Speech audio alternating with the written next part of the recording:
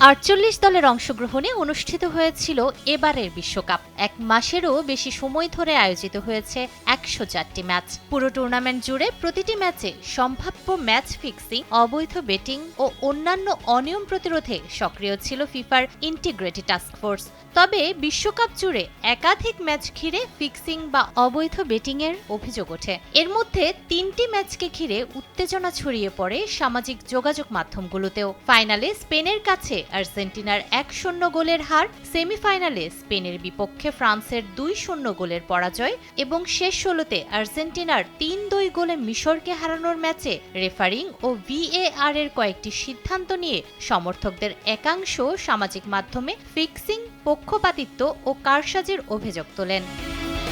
তবে এসব দাবি নাকচ করেছে ফিফা। ফাইনাল শেষে একটি প্রতিবেদন প্রকাশ করেছে তারা। সেখানে জানানো হয়েছে, পুরো বিশ্বকাপে কোনো ম্যাচেই সন্দেহজনক বেটিং কার্যক্রম বা ম্যাচ কারসাজির প্রমাণ পাওয়া যায়নি।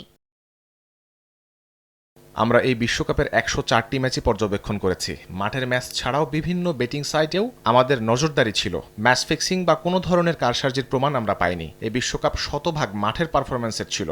ফিফার তথ্য অনুযায়ী টুর্নামেন্ট চলাকালে বেটিং মনিটরিং রিপোর্ট, সদস্যদের পাঠানো তথ্য এবং বিদ্যমান রিপোর্টিং ব্যবস্থার মাধ্যমে পাওয়া সব তথ্য কেন্দ্রীয়ভাবে বিশ্লেষণ ও তদারকি করা হয়েছে। সমন্বিত এই নজরদারি ব্যবস্থার ফলে সম্ভাব্য যে কোনো ঝুঁকি দ্রুত শনাক্ত, মূল্যায়ন এবং প্রয়োজনীয় পদক্ষেপ নেওয়া সম্ভব হয়েছে। টাস্কফোর্সের সদস্যরাও নিজেদের কাজের অভিজ্ঞতা দিয়ে পুরো প্রক্রিয়াকে কার্যকর রাখতে গুরুত্বপূর্ণ ভূমিকা রেখেছেন।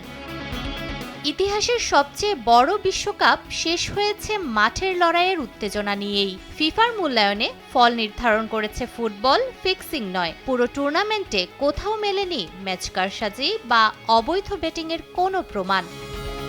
নূরে জান্নাত, সময় সংবাদ।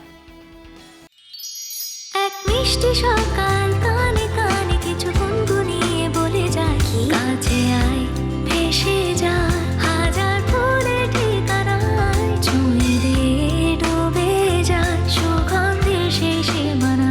তিব্বত লাক্সারি সো, বাংলাদেশের রূপ।